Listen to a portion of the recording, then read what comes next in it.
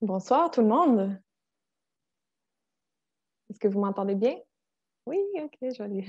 Je revois encore des petits visages connus maintenant. Alors bonsoir, bienvenue à la Fête des semences de Montréal, qui est organisée par Cultiver Montréal et présentée par Espace pour la vie. Mon nom est Julie, je serai votre animatrice pour la prochaine heure et demie. Détail technique, on est filmé présentement, puis la conférence va être rediffusée par la suite. Donc, c'est un bon moment pour éteindre votre caméra si vous ne désirez pas être filmé. Nous sommes également en direct de Facebook. Alors, coucou auditeurs de Facebook. Je tiens à souligner le travail d'adaptation de tout le monde ici présent. Le taux de participation a été remarquable tout au long de l'événement, hein, tout au long de la fin de semaine. Alors, merci à tous.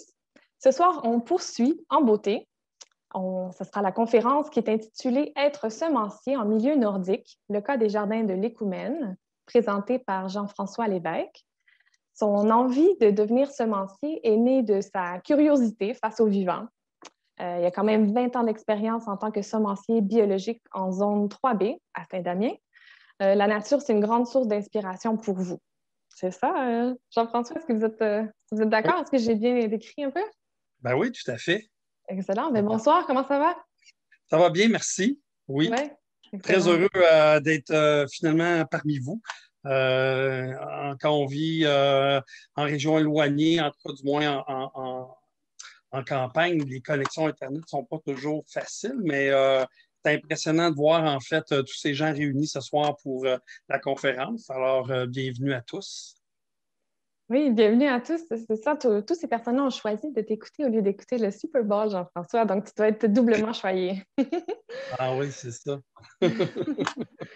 Donc, je pense que tu as une magnifique présentation à nous faire ce soir. Es-tu prêt à commencer? Oui, ben oui, Oui, tout à fait. Donc, je crois que c'est vous qui Mathieu. allez mettre en ligne la présentation, hein, c'est ça? Et voilà, ça s'en vient. On a un technicien hors pair.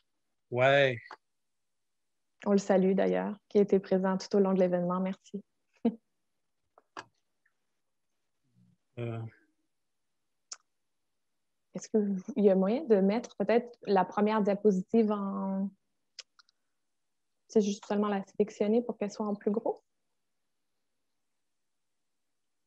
Ça, c'est toujours le technicien qui fait Ah, OK. ça. Oh, Bon, ça sera bien long. Il y a quelqu'un qui est super heureuse d'apprendre comment optimiser en zone 3. Donc, je pense que... Est-ce que tu peux comment? me donner des... Il y a quelqu'un qui est heureuse d'apprendre comment optimiser sa saison de culture. Je pense ben, la culture en zone 3. Ouais, en zone 3. Hein. C'est sûr que ben, nous, quand on a parti de notre projet il y a une vingtaine d'années, c'était plutôt le hasard qui fait qu'on s'est ramassé en zone 3 parce que c'est toujours un peu le défi, c'est de trouver une terre, un lieu en fait où on peut s'enraciner, où on peut expérimenter, cultiver. Alors, la vie a fait qu'on s'est trouvé en zone 3. Alors, je me suis inspiré de la permaculture en me disant, au lieu de voir plutôt ça comme un problème, mais voir plutôt les opportunités. Puis, dans le cas présent, l'opportunité, c'est que si ça pousse à l'Écoumène, ben, ça va pousser partout. Alors, Si c'est ça ce qu'on pousse au pôle Nord, ça pousse à Montréal. Oui, c'est ça exactement. Donc, c'est sûr que ça relève de beaucoup de défis, puis on va en parler un peu justement dans le cadre de la présentation. Merci beaucoup, monsieur le technicien. Oui, Alors, magnifique. vous voyez une partie en fait des jardins où on cultive nos semences. Donc, c'est en milieu forestier. On peut peut-être passer à la suivante tout de suite.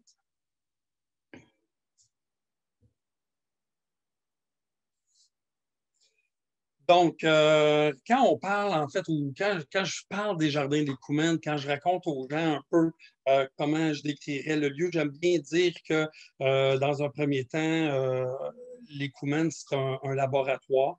C'est un lieu, en fait, où on expérimente la permaculture. Donc, nous, on est arrivés il y a une vingtaine d'années. Il n'y avait absolument aucun bâtiment, aucune infrastructure.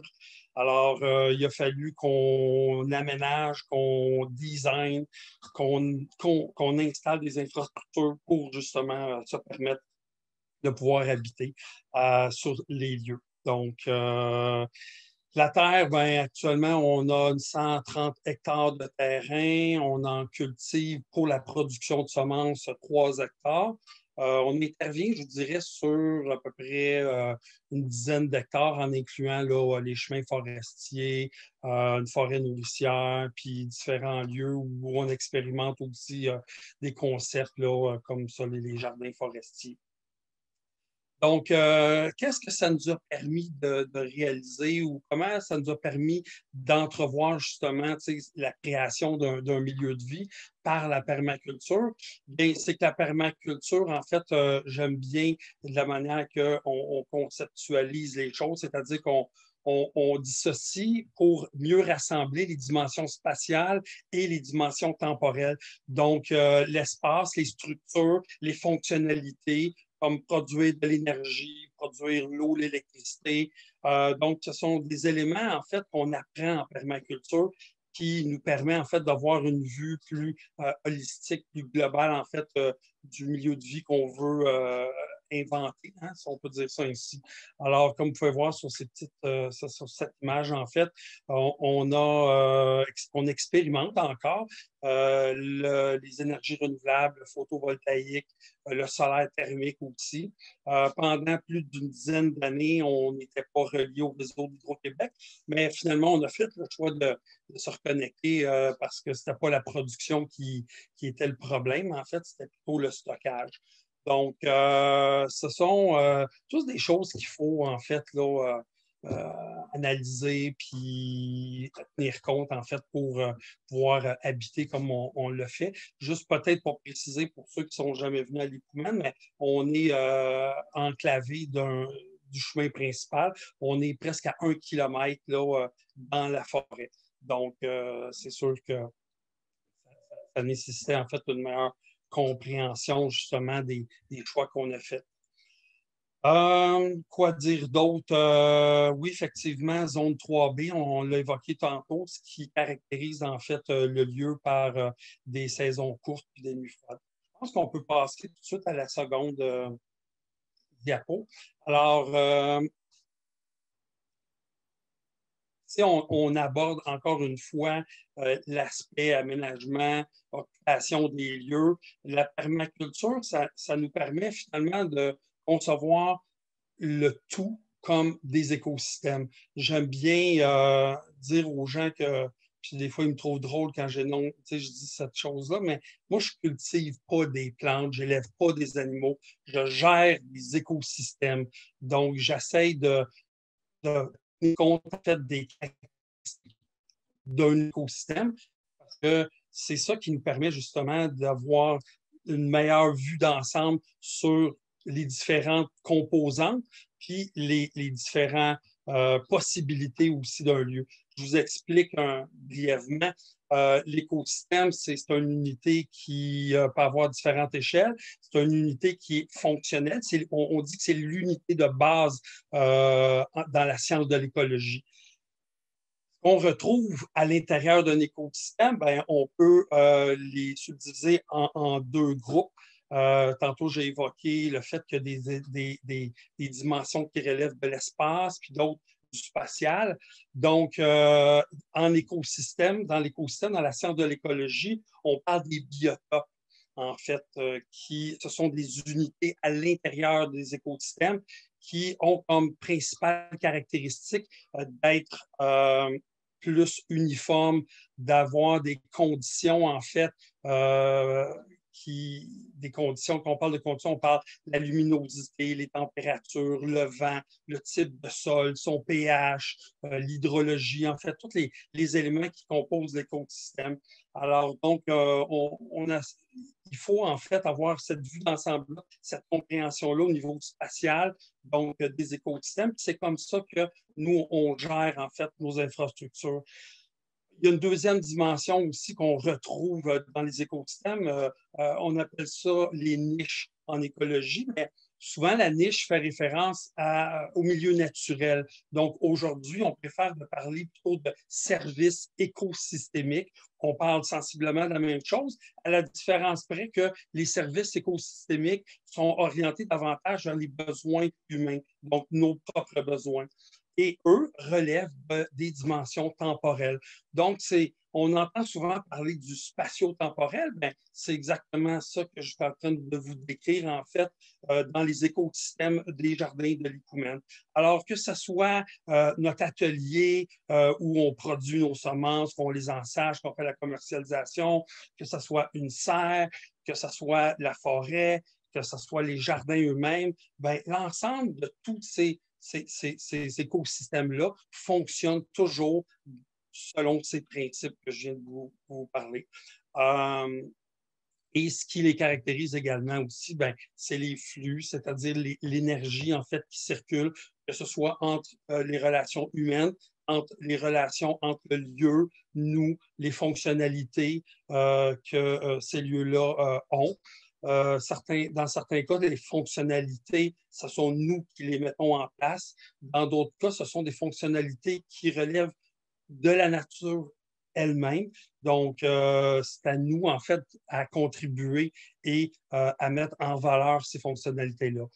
Les insectes pollinisateurs, la biodiversité, en fait, ce sont des très bons exemples, en fait, de services écosystémiques qu'on peut mettre en place dans un modèle comme celui-là. Alors, le grand défi, en fait, de ce laboratoire ou ce terrain de jeu-là, ben, tu sais, parce que, écoutez, j'aime bien dire que ce qui nous inspire, c'est la nature, puis sans rentrer dans un discours ou des idées plutôt comme spirituelles, ésotériques, tout dépendant comment vous voyez la chose, tu sais, mais la nature, ça a été créé par Dieu. Tandis que nous, on essaie de reproduire des modèles qui s'inspirent de la nature avec les qualités et les défauts, les réussites ou les échecs, en fait, on peut en conclure. Donc, un laboratoire comme le Jardin des Coumènes, bien entendu, doit inclure les dimensions écologiques, comme on vient de vous les expliquer, mais également une dimension économique, bien entendu, parce que au-delà, en fait, de l'écosystème naturel qu'on vous présente à l'Icoumen, il y a aussi un écosystème économique, en fait, qui nous permet, en fait, de gagner notre vie, qui permet aussi de pouvoir partager, faire travailler du monde, puis faire fonctionner, en fait, les échanges qu'on peut avoir entre nous sur une base économique. Alors, tout ça pour vous dire que au moment où on a décidé de créer l'entreprise des Jardins des Coumènes, bien, il y avait ces deux dimensions-là qui étaient sur lesquelles on s'est inspiré, c'est-à-dire l'écologie et l'économie. Alors, je vais prendre une petite gorgée d'eau. J'ai une petite question pour toi. Vas-y, Julie. Oui. Si j'ai bien compris, votre terrain est situé à environ 1 kilomètre du chemin qui peut ensuite vous amener vers la civilisation. Oui, exactement. Donc, est-ce que vous êtes autosuffisant ou vous faites comme plusieurs kilomètres pour aller à l'épicerie? Vous avez une grosse production. Qu'est-ce que... Oui, bon, écoute, dans la... Ce qui nous sépare de la route, c'est un chemin forestier d'à peu près 800 mètres, là, pas tout à fait 1 kilomètre.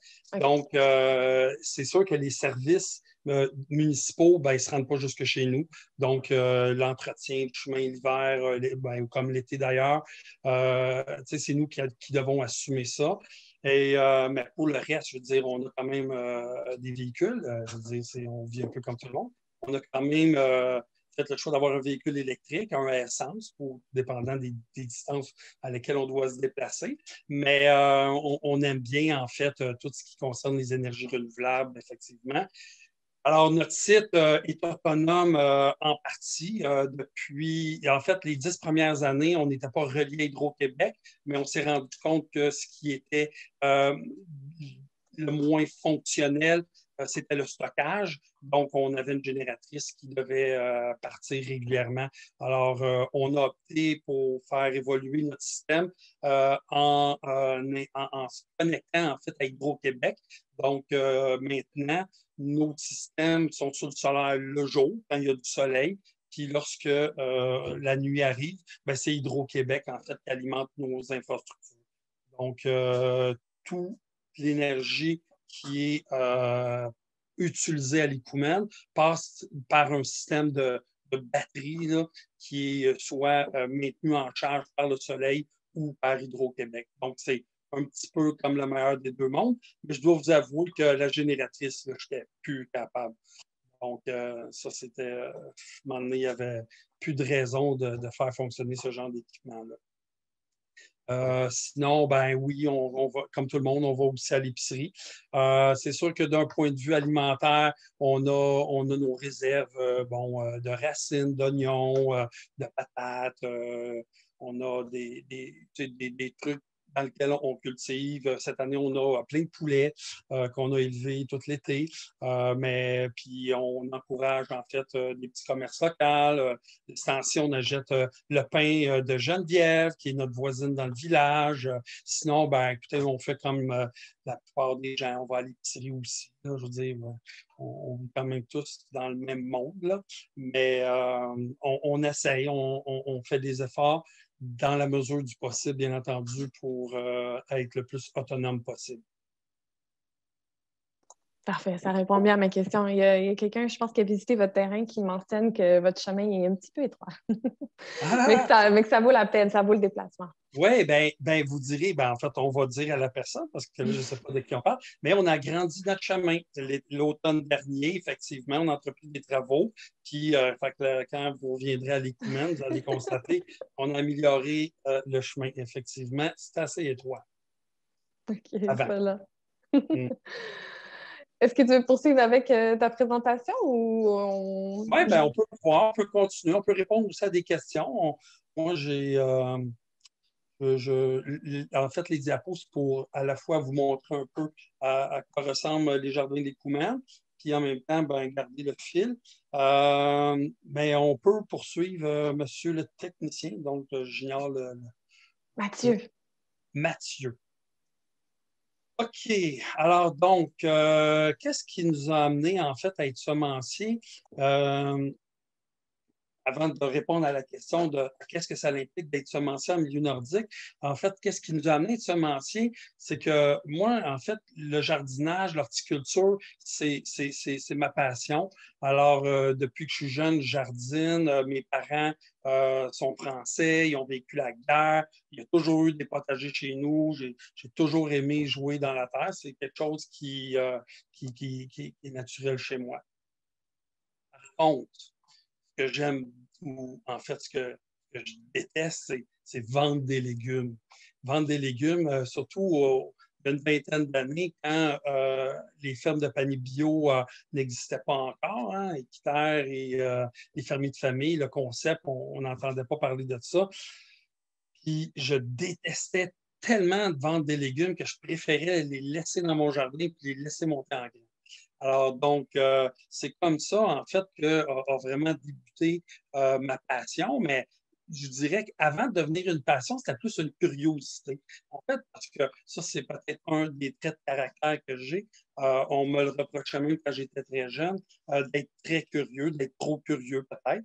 Mais cette qualité-là, en fait, m'a servi à essayer de comprendre comment les plantes se reproduisent. Parce que dans les années 80, 90, ben écoutez, la plupart des gens achetaient, ben, on le fait encore d'ailleurs, bien entendu, mais on entendait moins parler de produire ces semences, de quelle façon qu'on pouvait en fait les récupérer. Bref, c'est ça, on laissait monter en graines nos laitues, on récoltait les fruits. C'est comme ça qu'a débuté en fait le projet. Et puis, ben, bon an, mal an, on a en fait, on a quitté la ville parce que dans ces années-là, avant d'arriver à Saint-Damien-de-Brandon, dans la Nodière, on habitait la région de Charlemagne, près de Repentigny, pour ceux qui connaissent un peu la région. Donc, quand on a trouvé notre laboratoire, en fait, à Saint-Damien, ben, on a commencé à expérimenter. On avait un petit jardin d'à peu près 50 pieds par 1000 pieds. On aménageait, qu'on allait visiter les fins de semaine avant d'arriver à s'établir à temps plein. Donc, c'est là qu'on a constaté, en fait, la difficulté d'amener à terme, en fait, du moins pour les semences, en zone 3B, on a vraiment vu qu'il y avait facilement 2 à 3 semaines de moins au printemps là, de chaleur, puis que le froid arrivait 2 à 3 semaines plus rapidement à l'automne. Donc, c'est de là aussi qui nous est venue l'idée de faire des essais. Et puis, ça nous a permis de découvrir en fait des organismes qui préservent des vieilles variétés comme Seed Save Exchange aux États-Unis, Cocopelli en Europe. Alors donc, puis ces entreprises-là, des fois, détiennent voire des dizaines de milliers de vieilles variétés qui ont été en fait presque oubliées. Alors, nous, ben, on a fait des tests. On plantait des dizaines de variétés de melons, des dizaines de variétés de poivrons, et puis pour l'ensemble, en fait, des espèces qu'on cultive dans le potager, pour finalement arriver à valider ceux qui avaient des bonnes caractéristiques, donc des gènes qui étaient adaptés, en fait, pour ces conditions-là. C'est sûr que à l'époque, quand on a commencé, les variétés hybrides avaient la cote. Puis j'aimerais en profiter peut-être pour vous décrire un peu qu'est-ce qui les caractérisait. En fait, c'était l'homogénéité, en fait, de ces variétés-là, la standardisation, l'uniformité, la grosseur, donc des gros brocolis, des grosses tomates, toute la même grosseur. C'est ça qui caractérise, en fait, les hybrides F1. Et par contre, l'inconvénient des hybrides F1, c'est qu'on ne peut pas récolter les semences. Ce sont des variétés qui, au moment où on a créé ces variétés-là, on les a croisées entre 2 parents qui, eux, avaient une pureté, si on veut, des gènes, puis en les croisant, ben, ça a donné en fait un effet de standardisation puis de grosseur de fruits. Cependant, les hybrides ont comme inconvénient que les générations suivantes perdaient toutes ces caractéristiques-là. Alors, c'est là qu'on s'est mis à s'intéresser aux variétés patrimoniales parce que ces variétés-là ont été sélectionnées, cultivées avant les années 50 pour la plupart, et parce que c'est à partir des années 50 qu'on a commencé à commercialiser les hybrides. Alors, nous, on s'est intéressé à ça, puis c'est là qu'on a compris, bon an, mal an, que c'était un legs. En fait, c'est un trésor qu'on a aujourd'hui entre les mains qui est issu, en fait, d'un partage, d'une sélection, d'une transmission, en fait, de génération en génération, parce que ce processus-là a commencé il y a près de 10 000 ans. 10 000 ans, quand l'homme a commencé à domestiquer les plantes puis les animaux. Alors, donc, ça nous a vraiment impressionnés. Et en même temps, on était inquiets. On était inquiets de voir que ces variétés-là allaient disparaître. Et en plus, que ce sont des variétés intéressantes pour le jardinier. Parce que, étant donné qu'ils ont été sélectionnés à une époque où il y avait moins de mécanisation, qu'il y avait peu de pesticides ou pas du tout, que ces générations-là cultivaient en fait bio. Là, je veux dire, comme aujourd'hui, on en fait une norme, la certification bio, mais je veux dire, à cette époque-là, tout était bio. Alors, donc, ce sont des variétés qui ont une génétique adaptée pour ce mode de culture-là, qui correspond effectivement au mode de culture que le jardinier pratique aujourd'hui. donc avec une diversité, en fait, de méthodes. Chaque jardinier a ses petites méthodes, ses petits secrets, ou des fois, les débutants, ben, c'est ça, ils n'ont pas nécessairement toutes bien maîtrisé les techniques de culture. Donc, ce sont des plantes qui parviennent malgré tout à s'adapter à cette diversité également de jardiniers et de méthodes de jardinage. Alors, fait que les variétés patrimoniales, ben, ça nous a intrigués, ça nous a intéressés. On a découvert aussi que les variétés patrimoniales pouvaient créer un lien avec l'alimentation, avec notre identité culinaire. Alors, le melon de Montréal, le melon d'Oka, le haricot grand-maman Dinelle, le concombre Tantalis, la tomate Mémé de Beauce. Alors, ce sont tous des variétés qui ont été cultivées par des familles du Québec. Donc, c'est quelque chose qui est quand même intéressant et ça nous permet en fait de renouer avec notre propre culture. Bien entendu, on peut aller au-delà de notre communauté québécoise si on va plus loin dans nos recherches, dans nos découvertes, en considérant aussi qu'il y a certaines espèces de plantes qu'on cultive qui sont originaires d'Amérique. Alors, vous avez probablement tous entendu parler des jardins des Trois Sœurs, qui était une forme de culture, de compagnonnage pratiquée par les Autochtones, qui rassemblait en fait principalement trois espèces, la courge, le maïs, le haricot. Alors donc, ça nous permet en fait de tisser un lien également vers des communautés autochtones qui ont habité en fait notre région bien avant nous, qui avaient établi en fait une culture alimentaire, un lien avec la nature et également une forme de spiritualité envers cette nature-là. Alors, ce sont tous des choses, en fait, qui nous permettent de prendre conscience d'où on est, d'où on vient, puis de quelle façon on pourrait envisager l'avenir, toujours en termes alimentaires, parce que, vous savez, on a vraiment besoin de s'alimenter, puis le jardinage, l'alimentation, c'est des choses qui sont omniprésentes dans notre vie. Donc, variété patrimoniale, ben, comme vous pouvez voir, c'est quelque chose qui nous allume beaucoup. Puis, après ça, ben, notre rôle, ben, c'est de les adapter effectivement à notre lieu, à notre terroir, à notre vision aussi d'une agriculture plus écologique. Donc, système de polyculture, bien entendu, nous, la diversité, on adore. On considère en fait que la biodiversité, c'est le système immunitaire de la Terre. Donc, si vous souhaitez en fait gérer des écosystèmes, vous devez en fait voir, percevoir, comprendre, mettre en place des fonctionnalités, des designs qui relèvent de la biodiversité, donc de la complexité. Puis, je tiens à préciser un détail. Des fois, les gens ils disent « Ah, c'est compliqué mais il faut juste nuancer. Ce qui est compliqué, c'est souvent quelque chose qui amène au désordre et au chaos. Tandis que la complexité, c'est autre chose. La complexité, en fait, c'est les liens qui existent à travers l'ensemble des éléments. Puis, une fois qu'on maîtrise, une fois qu'on a trouvé une bonne recette de la complexité, ben, on se rend compte que les systèmes deviennent stables et résilients.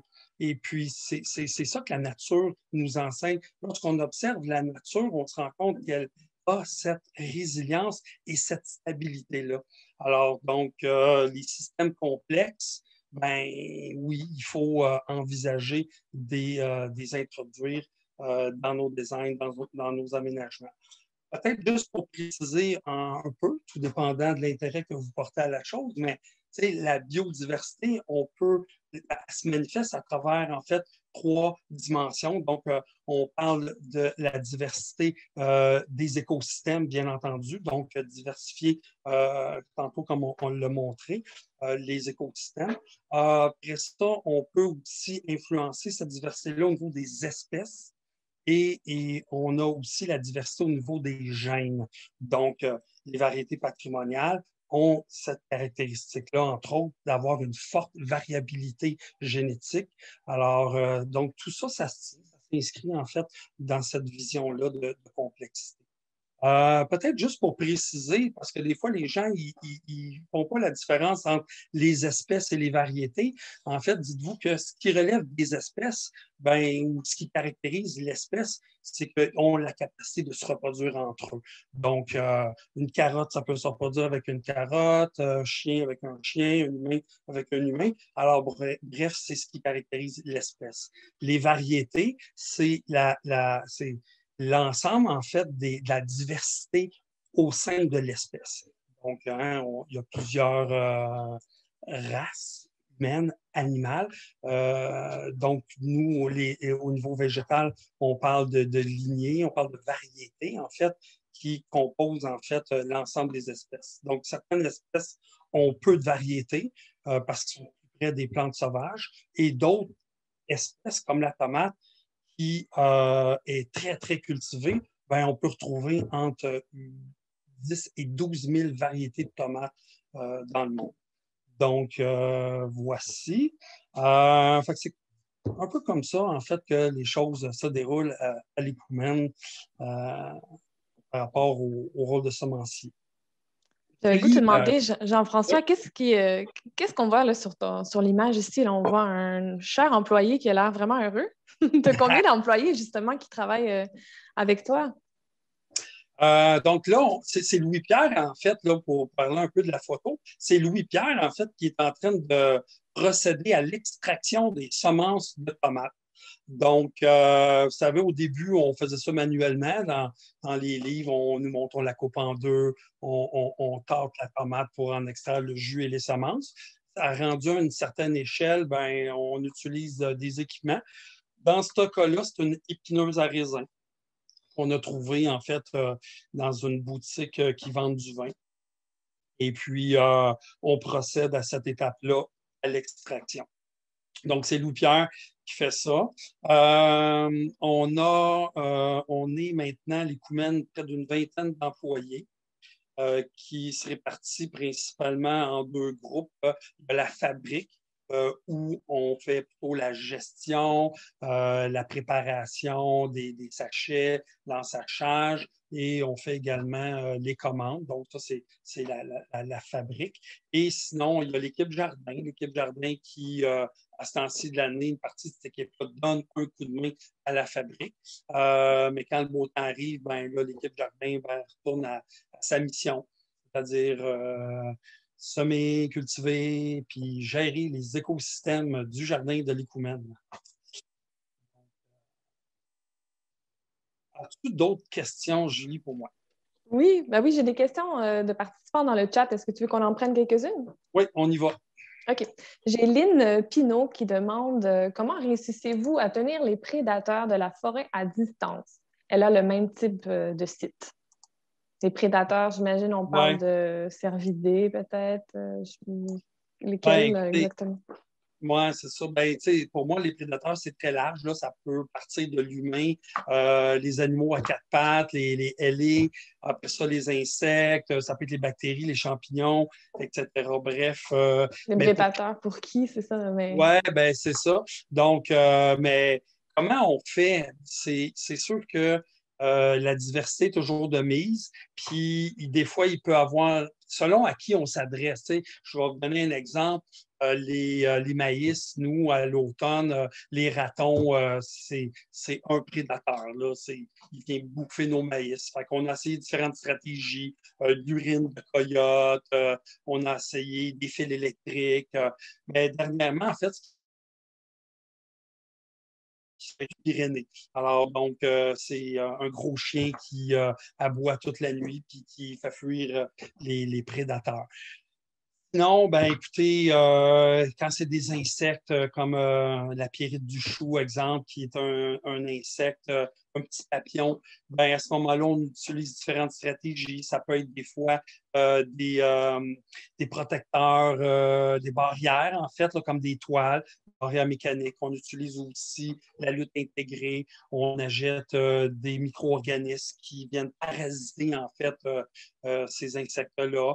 Puis, tu sais, c'est sûr qu'on commence toujours de façon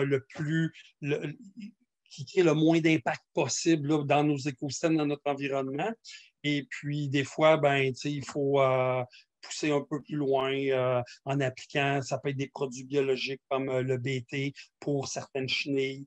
Mais tu sais, bon, quand on fait usage de produits comme ceux-là, ben, c'est sûr qu'on n'envoie pas ça at large. On cible vraiment, on s'assure de bien connaître l'écologie, la biologie, en fait, des prédateurs.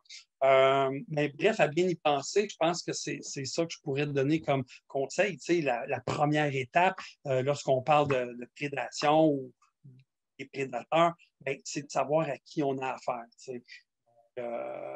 Renseigner sur son mode de vie, est-ce que c'est un insecte nocturne, diurne, son mode de reproduction. Vous savez, juste une petite anecdote, il y a, quand j'habitais la région de Repentigny, au printemps, j'ai appliqué un beau compost dans mon jardin pour me rendre compte, en fait, quelques semaines plus tard, qu'il était infesté, en fait, de vers gris. Alors, c'est sûr qu'on peut sortir la tiraille puis essayer d'empoisonner tout ça, mais quand j'ai procédé, comme je disais tantôt, j'ai fait des recherches, j'essaie de comprendre en fait le cycle de vie, ben, je me suis rendu compte que j'avais moi-même créé le problème parce que à l'automne, vers le mois d'août, les noctuels, c'est-à-dire les papillons, donc l'adulte, on les rencontre fréquemment le soir parce qu'ils tournent alentour des ampoules, adorent aller pondre dans les composts. C'est pour eux un milieu idéal, tu sais. Donc, fait que j'ai participé moi-même à mon problème. Donc, fait que ça nous permet par la suite, quand on comprend bien tout ça, de faire des meilleures actions, des meilleurs gestes, puis d'éviter en fait de créer des problèmes. Je ne sais pas si j'ai répondu à la question, mais tout ça passe quand même par une certaine expérimentation, puis aller chercher des connaissances aussi. Ouais, super intéressant cette approche-là de ne pas tout de suite, dans le fond, avoir peur ou de tout de suite vouloir tuer l'ennemi, entre guillemets. C'est d'essayer de comprendre un peu sa place dans le vivant. Ben, oui, puis j'en profite en fait pour renchérir en fait sur cette approche-là parce que moi, dans ma pratique de gestionnaire d'écosystème, je ne vois pas. Pour moi, la maladie, ça n'existe pas. Je pense que c'est un mot qu'on a inventé pour désigner des organismes qui nous créent des soucis puis des problèmes. Mais en permaculture, en écologie, on considère davantage, en fait, la maladie plutôt comme un organisme régulateur. Donc, c'est à nous, en fait, de changer notre comportement, de changer notre pratique, parce que c'est une manifestation d'un déséquilibre. C'est la réponse que la nature nous donne.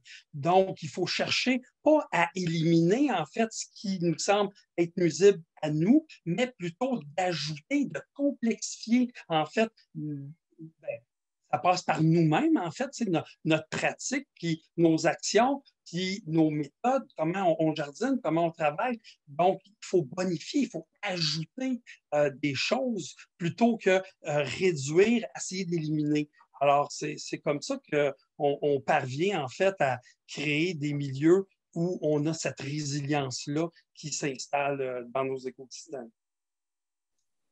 Oui, merci Jean-François. J'ai une autre question, je trouve, qui est intéressante. C'est quelle taille de terrain minimum on devrait avoir pour faire justement un écosystème en permaculture? Est-ce qu'il y a comme un minimum à avoir pour créer cet écosystème-là dont tu parles? En fait, non.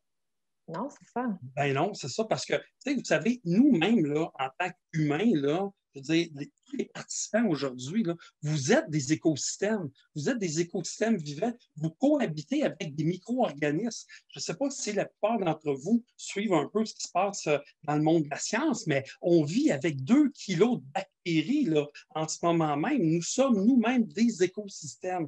Alors, donc, on peut créer ces écosystèmes-là à n'importe quelle échelle. Un smart pot de de 30 cm de diamètre, on pourrait, un peu comme à l'image du bonsaï, créer ce micro-écosystème-là. Et puis, la Terre elle-même est un méga écosystème, en fait. Donc, la dimension importe peu. C'est la complexité, c'est la compréhension, en fait, de cette structure-là qui la compose et des fonctionnalités, en fait, qu'elle doit occuper pour créer cet équilibre-là. Nous-mêmes, on a une structure avec des organes, puis on a des fonctionnalités. Puis à partir du moment où notre corps, notre propre corps ne fonctionne plus, manifeste un déséquilibre à travers une maladie, un cancer ou autre chose, ben on doit chercher en fait à recréer cet équilibre-là à l'intérieur de nous, comme on le fait dans notre jardin potager. Je trouve que tu es un super pédagogue, Jean-François. Puis d'ailleurs, il y a une question Facebook de Stéphie qui demande s'il y a des cours qui sont donnés au Jardin de l'Écoumène. Ça, c'est une de notre autre. En fait, c'est un intérêt profond que l'Écoumène a depuis sa création. En fait, le partage des connaissances, le partage de la passion. Et puis, j'oserais m'aventurer un peu, parce qu'on le fait déjà depuis quand même quelques années. J'ai ralenti, moi, un peu les formations, parce que j'ai effectivement formateur dans permaculture, en horticulture également, mais c'est quelque chose qu'on veut développer davantage au Jardin de l'Écoumène. On aime bien, en fait, transmettre cette passion-là qu'on a du vivant.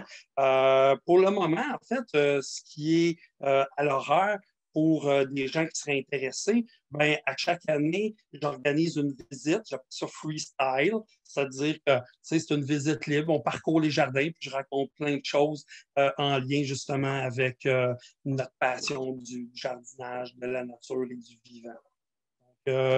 Allez sur le site, inscrivez-vous à notre infolette. Sinon, on a Céline qui donne des ateliers, qui est excellente, en fait, pédagogue, c'est une mycologue, elle connaît très bien aussi les plantes sauvages. Puis en allant sur le site de l'Écoumène, vous allez voir, elle offre des ateliers au Jardin de l'Écoumène très intéressants. Très cool. Est-ce qu'il faut une passe VIP pour tes visites? Il y a tellement de monde qu'il faut réserver à l'avance, non? Oui, oui, réserver à l'avance. OK. On va aller voir ça. Ça fait plaisir. D'ailleurs, il y a une participante qui mentionnait avoir fait un achat aujourd'hui, puis a remarqué qu'il y avait des semences qui étaient manquantes. Veux-tu nous faire un petit topo là-dessus? Qu'est-ce qui... Ah, écoutez, c'est vraiment, c'est du jamais vu, en fait. Depuis que je jardine, j'ai jamais vu une pression aussi énorme, puis pas juste au Jardin de l'Écoumène, là, mais sur l'ensemble des semenciers à travers l'Amérique du Nord. Donc, des gros semenciers américains, canadiens, plusieurs artisans du Québec. On est débordés. Écoutez, on s'entend que le contexte de la COVID ce contexte-là crée une pression énorme. C'est fou. Nous, on l'a vécu l'année dernière, vers le mois de mars, au moment où ça s'est manifesté. Je me souviens très bien, une petite anecdote, quand le premier ministre Legault a dit on va devoir envisager de développer davantage d'autonomie alimentaire. C'est fou, là, mais les semaines qui ont suivi, les achats en ligne, ça s'est manifesté. Et puis, ben, c'est ça, les stocks s'épuisent très, très rapidement. Par contre, la bonne nouvelle, c'est qu'on a maintenant 4 nouveaux semenciers. En fait, 2 nouveaux, mais on avait déjà 2 autres. Donc, on a 4 semenciers qui vont produire des semences pour les jardins de l'Écoumène. Nous, on rajoute 1 hectare supplémentaire de production de semences pour la prochaine saison. Donc, on ne baisse pas les bras, on lève nos manches, comme on dit, puis on va poursuivre en fait notre mission là, de préserver, puis produire et partager en fait ces semences-là. Mais puis, je tiens à remercier les gens aussi de leur patience parce que actuellement, on traite des commandes, je pense que c'est du 16 janvier. Donc, on a un gros 3 semaines de retard, ce qui est inhabituel. Habituellement, on dit aux gens 2 à 3 jours ouvrables, puis on leur commande chez eux, mais je je tiens à remercier en fait les gens qui ont passé des commandes ou ceux qui vont passer des commandes, de leur patience. Là. Nous, on travaille 7 jours par semaine là, pour pouvoir pas prendre trop de retard, mais bon, c'est un peu hors de notre contrôle. Ouais, vous travaillez fort. Je vous remercie d'être là d'ailleurs avec nous, prendre le temps de répondre aux questions de tout le monde. Là, tout le monde est super privilégié. Merci. Ben, écoutez, en fait, c'est moi qui privilégie. Moi, là, à chaque année, les fêtes de semences, c'est un moment qui me permet en fait de prendre contact avec les jardiniers. Puis j'adore ce moment-là. C'est beaucoup de travail, c'est des grosses fins de semaine, mais c'est important pour moi. Cette année, ben, on le fait de façon virtuelle. C'est sympathique. C'est sûr que c'est pas le même contact. J'aime raconter les histoires des légumes. J'aime répondre aux gens. J'aime aussi comme inspirer les gens. Fait que, mais bon, que vous soyez là ce soir virtuellement, pour moi, ça me réchauffe le cœur. Puis je suis vraiment heureux. Merci beaucoup, en fait, de nous soutenir. Puis surtout, ben, d'assumer un rôle aussi comme nous, on tente de le faire, de gardien des semences. Donc, là, je ne sais pas. Je t'amène ailleurs. Là. J'ai une question de Natacha Vadnet. Oui. On doit compter combien de temps pour pouvoir dire que notre plantation est bio quand on achète un plant de fruits ou légumes ou un autre qui aurait subi des traitements d'engrais chimiques ou produits chimiques achetés au commerce? Ben, écoutez, en fait, l'idée, en fait, du bio, hein, bio, ça veut dire vivant. Alors, c'est à partir du moment où vous avez une plante que vous considérez qu'elle n'a pas évolué, n'a pas grandi dans des conditions bio, ben, écoutez, mettez-y du compost, mettez-y des engrais organiques. En fait, c'est le vivant. Sans rentrer trop dans des détails complexes, mais ce qui fait en sorte, quand on dit que c'est du bio, c'est parce qu'on active un processus biologique de nutrition de la plante. Donc, on permet en fait aux matières organiques de se recycler via les micro-organismes. Quels micro-organismes participent à ça? Ben, les mycorhizes, les bactéries, les protozoaires, à la limite même les virus. Je veux dire, tous ces microbes-là qui sont dans le sol font partie, en fait, de ce qu'on appelle la chaîne trophique du sol. Bon, si vous préférez, la chaîne alimentaire du sol. Donc, ça permet le recyclage. Et puis, là, la plante va être en mesure d'absorber, en fait, des éléments nutritifs qui viennent du vivant. Et puis, bon, écoutez, ça dépend toujours de l'espèce, ça dépend toujours à quel rythme ce processus-là se met en place. Mais si vous mettez en place les conditions qui vont favoriser, en fait, le vivant, ben moi, je pense que c'est la bonne action à faire. Puis ça prendra le temps que ça prendra, mais au moins, vous aurez permis à la plante de participer à un processus naturel d'alimentation. Merci. Il y a Claude Lacasse qui se demande l'origine de la tomate blanche de Québec. Oh! Le sais-tu? C'est pointu comme question? Ben oui, ben non. Moi, c'est une question que j'ignore la réponse. En fait, il y a un site qui s'appelle le Potager d'Antan. Celui qui s'occupe de ce site-là, c'est Michel Richard. Il se passionne beaucoup pour l'origine des plantes. Donc, peut-être aller visionner le site de Potager d'Antan, peut-être qui a effectivement cette plante, cette tomate-là, en fait, sur son site. OK, parfait. Merci. Bonne référence. Peut-être que quelqu'un de l'organisation pourrait le glisser dans le chat. Merci. Oui. Il y a plusieurs personnes, en fait, 3 personnes qui aimeraient t'entendre sur le biochar. Le biochar. As-tu des trucs à nous raconter sur ça? Écoute, le biochar. Oui, tout à fait. En fait, ça, c'est comme ma nouvelle passion, le biochar. Le biochar, en fait, c'est pour moi, là, quand j'ai commencé à l'utiliser, surtout dans les cultures en contenant comme les spartotes, j'ai eu comme une espèce de révélation. En fait, ça a fait comme wow, le chaînon manquant. Puis je vous explique. C'est que ce que je vous ai tantôt expliqué par rapport à la chaîne trophique du sol, donc la chaîne alimentaire du sol, qui est un processus naturel de recyclage des matières organiques. Puis quand on parle de recyclage, ben, ça veut dire qu'il y a ultimement, à la fin de la chaîne, ben, il y a des éléments nutritifs que la plante est capable d'absorber. Bon, mais pour que ça fonctionne bien, on doit avoir justement cette microflore-là dans le sol. Nos pratiques de jardinage, en fait, impliquent en fait une perturbation. Puis là, j'ouvre une petite parenthèse là, parce que, tu sais, avant tout, dans ce processus de gestion d'écosystème que j'ai expliqué au départ, nous, en fait, il faut admettre un détail, nous sommes des perturbateurs. Hein? On est vraiment bon pour, tu sais, comme foutre le bordel. Et puis, nos pratiques agricoles ou horticoles ou de jardinage en font partie. C'est-à-dire que lorsqu'on cultive dans des plantes, c'est-à-dire dans des pots, ben, il faut irriguer. Ben, quand on irrigue, ben, on lessive. Et puis, quand on lessive, ben, il y a un lexivia, en fait, qui va être généré ou sortir du pot. Bref, les pratiques qu'on utilise ne permettent pas de conserver la vie qu'on essaie de créer dans le sol. Donc, quand j'ai utilisé le biochar pour la première fois, en l'espace de quelques semaines, ça fait comme « Oh, wow! » Ce cycle-là, que je vous parle tantôt de chaîne alimentaire, de chaîne trophique, puis qui se manifeste en fait par la vigueur puis de la bonne santé des plantes, ça a été pour moi vraiment une révélation. Alors, j'ai cherché à essayer de comprendre davantage le lien qui pouvait exister justement entre le biochar et ce processus-là. Ben, en fait, il se résume à une dimension plutôt, en fait, très complexe, mais je vais essayer de vous l'expliquer simplement. C'est que le compost, lui, qu'on utilise, a un rapport carbone-azote d'à peu près 25 à 30 pour 1.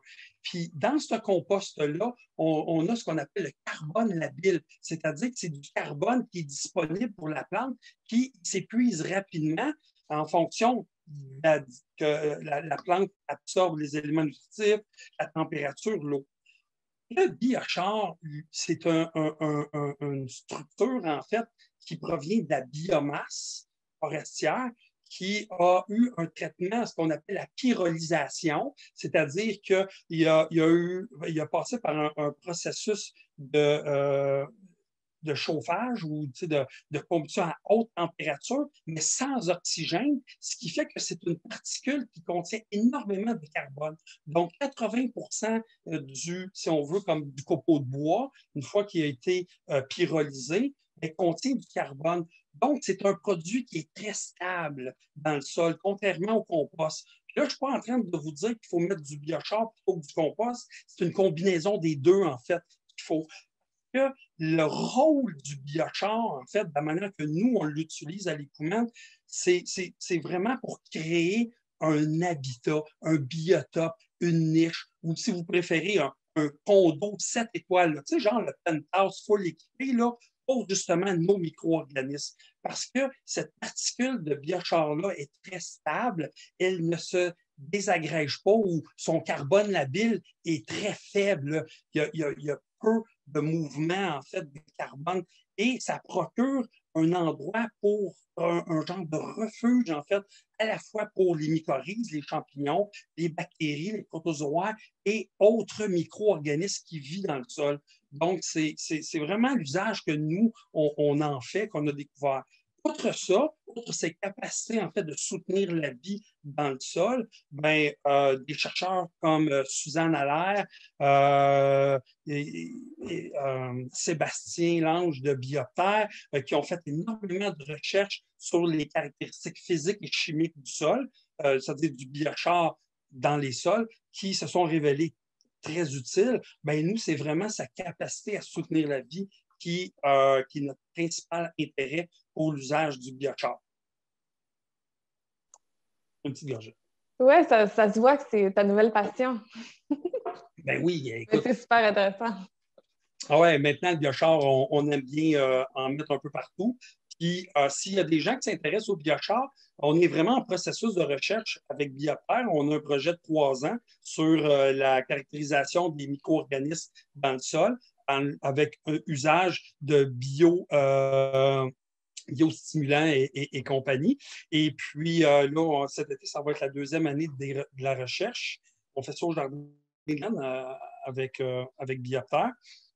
Et puis, ben c'est ça, on l'utilise, on essaie de mieux comprendre en fait ses applications, ses usages. Si vous allez sur le site de Jardin des Coumènes, vous allez voir dans le haut à droite, là, c'est écrit en vert Biochar. Donc, vous avez un lien vers toutes sortes d'informations. Puis, on essaie d'expliquer du mieux qu'on peut, en fait, comment on peut l'utiliser parce que c'est. Bon, on peut garder ça simple, là, mais c'est quand même, on peut rendre ça complexe aussi, l'usage du biochar, mais on peut l'utiliser soit directement au semis, on peut l'utiliser dans les contenants, on peut le mélanger en fait avec des composts ou autres matériaux en fait.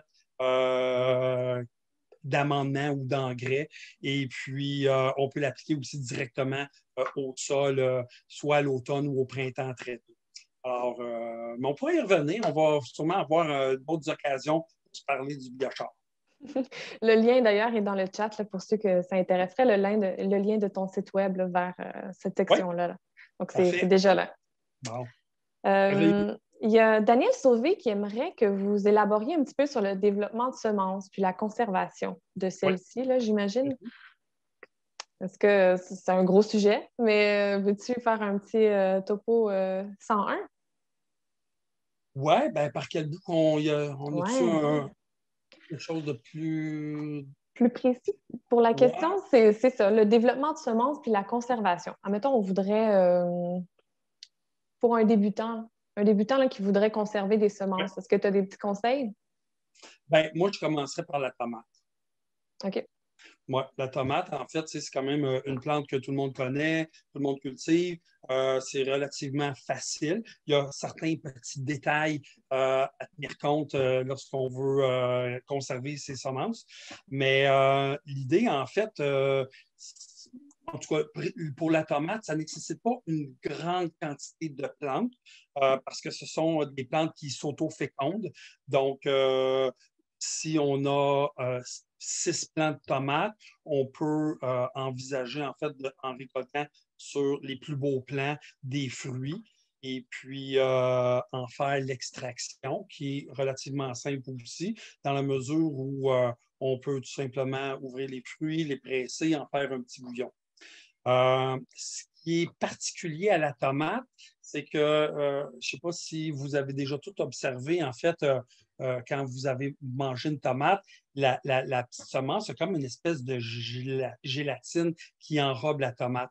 C'est-à-dire la semence. Bien, ça, c'est une enzyme. C'est une enzyme, en fait, qui inhibe la germination. C'est un mécanisme naturel, en fait, que l'espèce a développé justement pour éviter que quand un fruit tombe au sol, ben, les semences se mettent tous à pousser dès la première année. Alors donc, nous, on doit en fait se débarrasser de cette enzyme-là parce qu'on risque de ne pas pouvoir faire germer la tomate. Quoique, maintenant, vu qu'on l'a domestiqué beaucoup, des fois, ces mécanismes-là, selon les variétés, sont moins efficaces. Mais bref, pour se débarrasser de l'enzyme, c'est relativement simple. On la laisse tremper dans son bouillon 24 à 48 heures. Et puis, vous allez voir, il y a une petite mousse blanche qui va se former sur le dessus. Et puis, cette mousse-là, c'est un champignon qui, lui, va briser, en fait, là, la membrane, en fait, de l'enzyme. Et puis, une fois que ça c'est fait, ben, on rince. Nous, on aime bien les faire sécher sur un moustiquaire.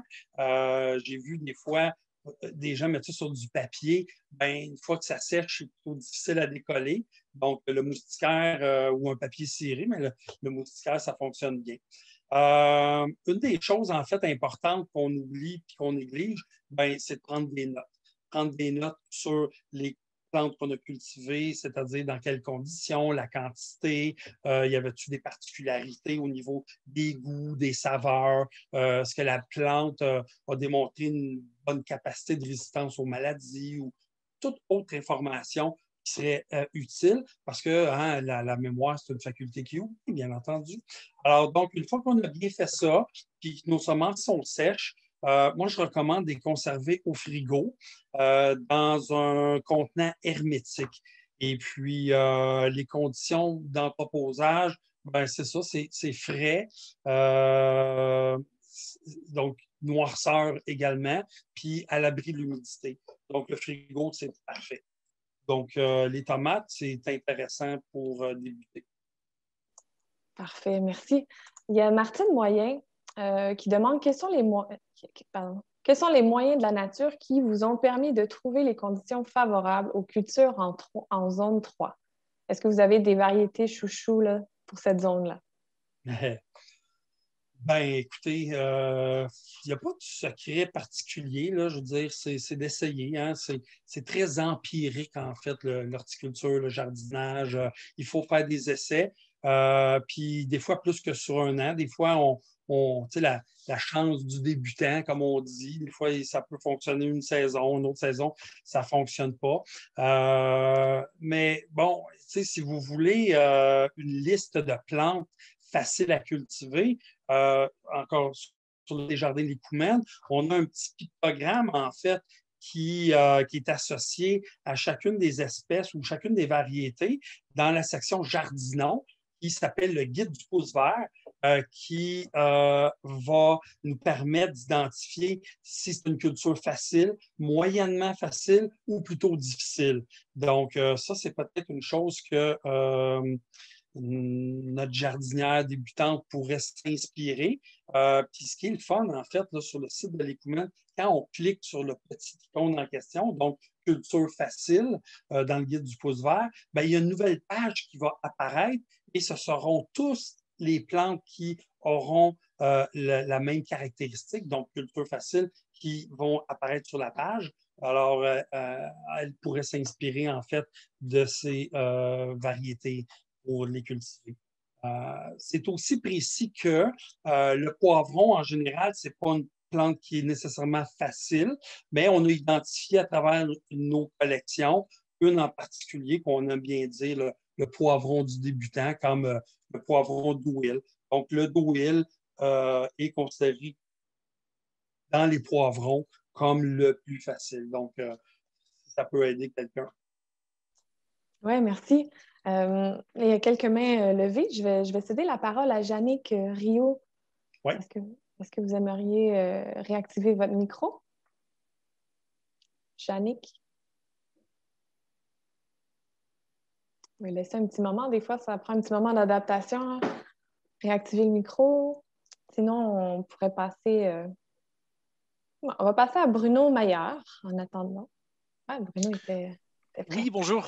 Bonjour. Bonjour, merci pour la super présentation. Là, moi, ce que je me demandais au niveau de la gestion de l'énergie, là, vous êtes en milieu un peu éloigné, puis est-ce que tout ce qui est les serres passives, serres solaires passives, est-ce que c'est quelque chose que vous avez construit dans vos différentes installations pour essayer justement d'avoir une autonomie énergétique là? Ben, en fait, on essaie toujours effectivement d'optimiser le volet énergétique. Donc, tout ce qu'on peut appeler serre passive ou, tu sais, en fait, toute infrastructure, équipement, c'est toujours utile. Cependant, étant donné que nos activités, des fois, se prolongent en saison à l'automne ou ils débutent plus tôt au printemps, on doit toujours envisager ce qu'on pourrait appeler un plan B, c'est-à-dire une source d'énergie plutôt conventionnelle pour venir compenser, en fait, Okay. les moments où il y aurait moins d'énergie. Puis encore là, ça dépend toujours de nos besoins. Tu sais, si nous, à l'Écoumène, on est une entreprise, donc on doit en fait répondre à un calendrier de production, on a des engagements auprès de fournisseurs, de clients. Fait que c'est comme pas toujours simple et facile de se fier uniquement aux énergies renouvelables, en fait, Ouais. du moins sous notre climat à nous. Là. Ouais. Mais l'idée en arrière aussi, c'est pas juste que ça coûte moins cher, mais ça, on le vit actuellement. Si on peut mettre en place des équipements qui nous permettent de réduire les gaz à effet de serre, ben écoutez, c'est déjà aussi un geste intéressant, pas juste individuellement, mais comme expérimental aussi, parce que on cherche de différentes façons à réduire notre empreinte écologique. Puis je dois avouer humblement, on n'est pas parfait, là, à l'Écoumène, c'est expérimental, mais au moins, on a, je dirais, le souci, puis de faire des essais, d'essayer, en fait, différentes situations. Donc, mais si c'est pour un usage uniquement domestique, ben, à ce moment-là, les enjeux sont moins difficiles à rencontrer. Puis, fort probablement que si on maîtrise bien, en fait, des techniques de base, comme le solaire passif, l'orientation, accumuler, en fait, de la chaleur, c'est des choses qui sont envisageables. OK. OK. Merci. Bienvenue. Il y a Samar qui demande dans votre gestion, quel outil utilisez-vous pour documenter les informations sur vos récoltes? Papier, fichier Excel, logiciel spécifique? Comment vous classifiez puis archivez ou mettez à jour toutes vos informations? Ben, un peu tout ça, en fait. On aime beaucoup, on a l'informatique, bien entendu. On tente du mieux qu'on peut d'utiliser des moyens technologiques pour faire la gestion de nos productions, de nos données. Ceci étant dit, les moyens évoluent rapidement. On est en processus d'implanter un nouveau système de gestion intégré, donc un ERP, pour ceux qui sont dans le domaine. Sinon, ben, ça passe du fichier Excel. Aussi, on travaille beaucoup avec Excel. La difficulté avec Excel, ben, c'est de partager l'information. Ce n'est pas toujours simple. Quelqu'un qui crée un fichier Excel qui veut transmettre ces informations-là à quelqu'un d'autre ou être à plusieurs à travailler sur un fichier Excel, et ça, c'est pas toujours facile, puis par expérience. Donc, mais si on est seule personne à gérer notre Excel, ça peut être correct. Puis sinon, ben, le bon vieux papier, effectivement, toujours de mise, avec les avantages et les inconvénients que ça peut comporter. Parfait, merci. Je pense qu'il y en a qui prennent des notes. Ça peut aider certains, là, tant mieux. Il y a Marie-Sophie Gilbert qui nous demande, est-ce possible de nous parler un peu plus des espèces produites à l'Écoumène? Je pense qu'il y en a beaucoup. Je ne sais pas si... Ben, les espèces qu'on produit à l'Écoumène, ouais, on essaye de toucher le plus grand éventail possible d'espèces qu'on cultive au potager. Ça passe des concombres aux tomates, aux poivrons, les cucurbitacées, en général, là, les courges, les melons, les maïs. Nous, en fait, c'est vraiment un jardin très diversifié. Et puis, avec parfois beaucoup de facilité pour certaines, puis des échecs aussi pour d'autres.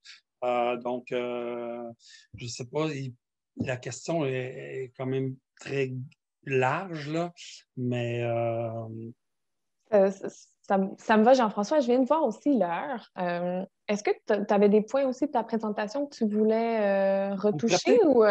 On pourrait peut-être la remettre, la présentation. Là. Il me semble qu'il y avait quelque chose d'intéressant. Je ne sais pas si... Il y avait sûrement plein de choses intéressantes dans cette présentation-là.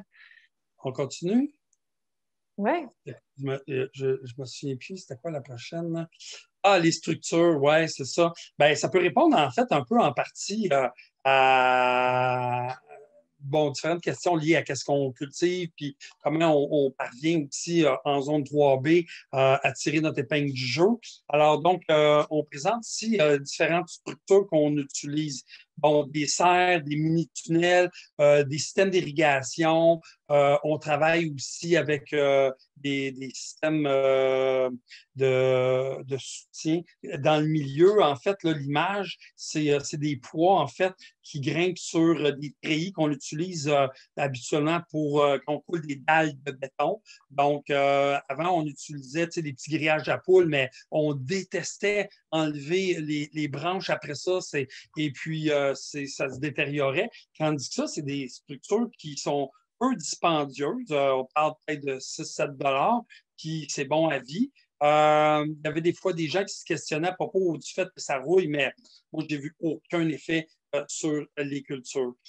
Sinon, les tunnels, comme la photo à gauche, ça, c'est des carottes qu'on produit sous tunnel. Et ça, c'est pour régler un problème de pathogènes. Je dis pathogènes, mais en réalité, c'est les saprophytes. En fait, ce sont des champignons qu'on retrouve naturellement dans la nature qui ont comme rôle et fonction de dégrader ou d'éliminer, si on veut, les matières organiques mortes. Donc, quand on produit des semences, il y a une partie des fleurs qui sont pollinisées, mais il y a une partie des fleurs qui ne sont pas pollinisées. Alors, quand on arrive en fin de saison, à l'automne, puis que c'est froid et humide, alors les champignons se mettent là-dedans, puis ben, ça crée en fait des conditions, des mauvaises conditions en fait pour la qualité des semences. Donc, on a tout simplement convenu d'abrier en fait ces cultures-là et ça permet en fait de créer des conditions sèches et de ne pas avoir à utiliser de fongicides ou de produits chimiques. Bien entendu, ça augmente un peu l'effet thermique. En haut, on voit des mini-serres. Donc, ça, c'est un essai qu'on a fait l'année dernière. Je dois avouer qu'on a eu une mauvaise expérience en fin de saison. On a eu des vents très violents et on a 3 de ces serres-là, mais en fait, ce n'est pas ceux-là. Ceux-là, ils ont résisté. On en avait 3 autres au jardin du plateau. Puis, ils ont parcouru dans les airs à peu près 300 pieds. Ils se sont littéralement envolés. Ça a été une perte et une déception. Mais la fonction, en fait, qu'on attribue à ces mini-serres-là, c'est pour isoler, en fait, les variétés.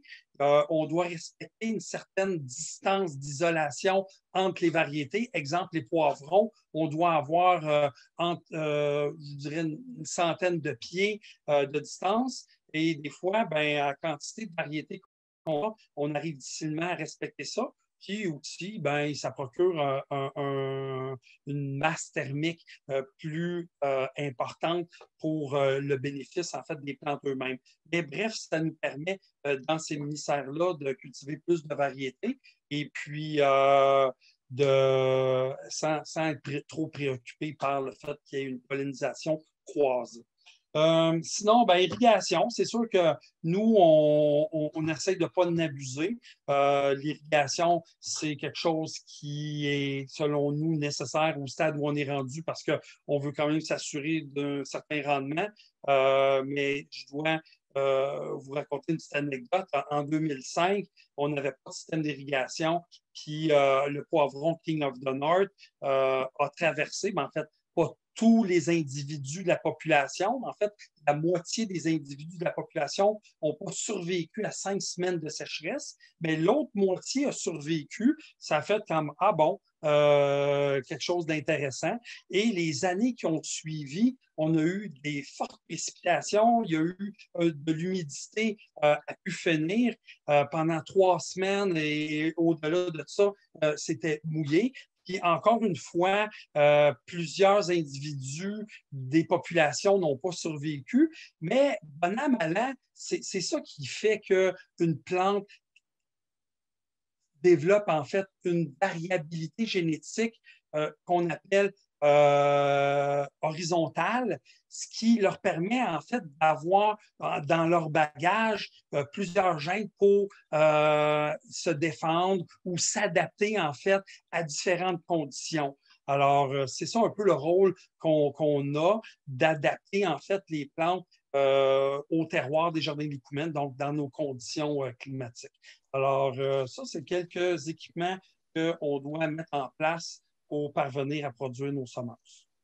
Parfait, Jean-François. Mathieu, est-ce que tu veux passer à la prochaine diapo? Oui. Il nous reste, Jean-François, à peu près un petit 10 minutes. Oh, 10 minutes. OK. Ouais. Alors, donc... Mais ça se passe super bien, là, mais on ne va pas en vitesse extrême, mais vas-y. Une des particularités du semencier, en fait, c'est ce qu'on appelle la sénescence. Au jardin potager, souvent, avant même que les plantes arrivent à ce stade-là, on les arrache du jardin, on les met au compost ou on récolte notre laitue, puis je veux dire, on n'arrive jamais au stade de la sénescence. La sénescence, en fait, c'est le stade de fin de vie de tout micro-organisme. Alors, donc, quand on arrive en sénescence, bien entendu, qui est conjugué avec une fin de saison. Donc, la luminosité a diminué, l'intensité, les températures, l'humidité a augmenté. Donc, tout ça, c'est propice, en fait, ce qu'on appelle les maladies. Alors, vous l'avez compris, en fait, nous, au Jardin de l'Écoumène, la maladie, pour nous, ça a peu de signification. On aborde plutôt la chose sur la gestion des micro-organismes. Et plus précisément, en fait, dans ce contexte-là, ce qu'on découvre, nous, à cette période de sénescence-là, ce sont principalement les saprophytes. Donc, c'est là que intervient, en fait, une très bonne connaissance justement, d'observation et de recherche pour déterminer est-ce que ce sont vraiment des pathogènes qui peuvent être transmis par la semence, qui vont affecter les futures générations de semences, donc celles que vous allez cultiver dans vos jardins, ou ce sont tout simplement des organismes qui ont cette rôle et fonction-là de déstructurer, un peu comme quelqu'un qui décède dans la nature ou un animal, je veux dire, il va se faire occuper par des micro-organismes. La nature se charge de recycler, en fait. C'est de ça qu'on parle, en fait, quand on parle des saprophytes, de la gestion des micro-organismes. Alors, donc, c'est sûr que ça peut prendre différentes formes. Ça peut prendre la forme de champignons, de bactéries, comme dans le cas de la photo qu'on retrouve à droite, le maïs. Celle-là est particulièrement intrigante parce que, voyez-vous, au tout début, je pense qu'on parlait justement des prédateurs. On a réglé, en fait, dans le cas du maïs, je vous l'ai dit tantôt, le cas des ratons laveurs par notre montagne des Pyrénées. Mais cette année, ce qu'on a eu comme surprise ou comme mauvaise surprise, c'est des populations de jets bleus. On n'a jamais vu autant de jets bleus à l'Écoumène que l'année dernière. Je ne sais pas si c'est un effet justement des changements climatiques parce qu'on observe dans certains cas une diminution de la faune puis de la flore en général, mais du moins, en tout cas, les jets bleus, eux autres, ça n'a pas l'air à les affecter. Au contraire, ils semblent vouloir occuper une niche importante. Et c'est eux autres, cette année, qui ont créé le plus de dégâts dans le cas de nos maïs. Ça a été une autre déception, je vous avoue. Puis là, par la suite, une fois que les épis sont ouverts par les oiseaux, c'est là qu'on se rend compte que les fameux saprophytes, alors, peuvent prendre place. Puis c'est là que ça crée des mauvaises conditions, puis ça génère des mauvaises conditions de sommeil. Sinon, écoutez, c'est ça, c'est ce que ça peut avoir de l'air. On voit également au Jardin de l'Écoumène maintenant de plus en plus de géotextiles. Puis c'est pas parce qu'on trouve ça beau, mais dans un contexte comme le nôtre, où la main-d'œuvre est quand même plutôt rare. On n'a pas une culture entrepreneuriale où on a accès facilement à des gens qui aiment désherber. Hein? Dans notre jardin, ça, c'est bien le fun. Mais donc, on aurait toujours le choix, mais on utilise cette stratégie-là de mettre en fait des géotextiles pour limiter en fait le développement des mauvaises herbes. Je dois quand même vous avouer que sur les bandes, on utilise un plastique. Puis autour de ça, une fois qu'on a mis le compost et tout ce qui favorise la vie, il y a des plantes qui aiment vraiment ça. Les micro-organismes, curieusement, prolifèrent très bien autour de ces toiles-là. C'est un peu paradoxal, mais bon, c'est quand même ça la réalité. Alors, il faut s'adapter, il faut trouver des stratégies, il faut essayer de rentabiliser aussi, en fait, tous ces processus, toutes ces activités-là. Bien entendu, on est passionné, on aime ce qu'on fait. Il faut aussi qu'on tire notre épingle du jeu d'un point de vue économique. Hein. C'est une réalité aussi qui est pour la nôtre. Alors donc, somme toute, on y arrive. Vous réussissez très bien, je pense. Vous faites ça avec brio. Ben, écoute, on essaye. Oui, vous êtes bon, vous êtes bon. Non, mais on a toujours des choses sur lesquelles on doit s'améliorer. Il n'y a pas une année, en fait, où on ne s'améliore pas sur certains aspects. Fait que ça veut dire qu'à chaque année, on se rend compte qu'on n'est pas si bon que ça à chaque année, mais à chaque année, on devient meilleur. Mais c'est ça qui est quand même l'intérêt, c'est infini. On n'aura jamais fini d'apprendre et de s'améliorer. Vous êtes humble, vous êtes humble. Jean-François, est-ce qu'il y a une diapositive que tu aimerais pour ton mot de la fin? Qu'est-ce que tu en penses? Il nous reste un petit 5 minutes pour conclure la conférence. Il reste quoi, en fait, comme diapo? Je pense qu'il en reste une dernière. Là. Je pense qu'il en reste peut-être 2, 3. Les mauvais coups, les bons coups. Oui, c'est ça. Ben, en fait, tu sais, ça, c'était intéressant, mais rapidement, en fait, les moins bons, les moins bons coups. Les oignons, c'est notre passion. On devient. En fait, le dispositif qu'on met en place, ça doit faire plus de 6 ans qu'on l'élabore puis qu'on le perfectionne. Donc, on est rendu à un stade où on est confiant faire des productions de plus grande dimension. Et puis, ça, c'est vraiment très intéressant dans le cas de l'oignon. Les courges, ben, on expérimente aussi différentes variétés de courges. On aime ça, mais c'est plutôt complexe parce que les courges aiment beaucoup la chaleur. Puis sinon, les moins bons coups, ben, le kale. Le kale, on a plutôt de la difficulté à produire du kale. Puis mon hypothèse, qu'on cherche à améliorer, c'est le fait qu'on mange un peu de kale, mais à quantité de plants qu'on met en terre pour produire des semences, il faudrait qu'on soit comme addict, il faudrait qu'on en mange à tous les jours, ce qui n'est pas le cas.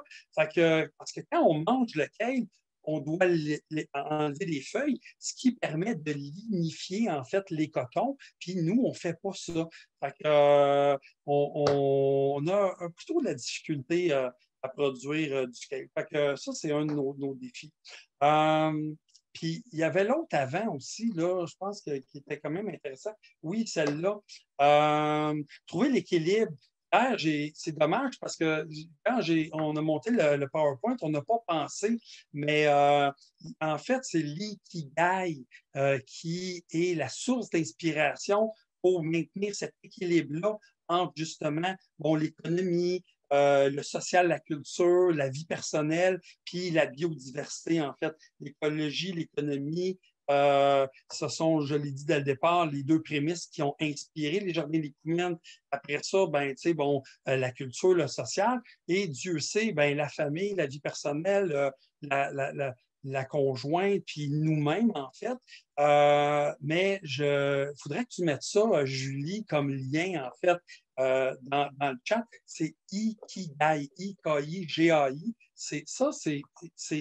C'est japonais. Puis lorsqu'on parvient à trouver cet Ikigai-là, c'est là que les gens peuvent penser qu'on est fou.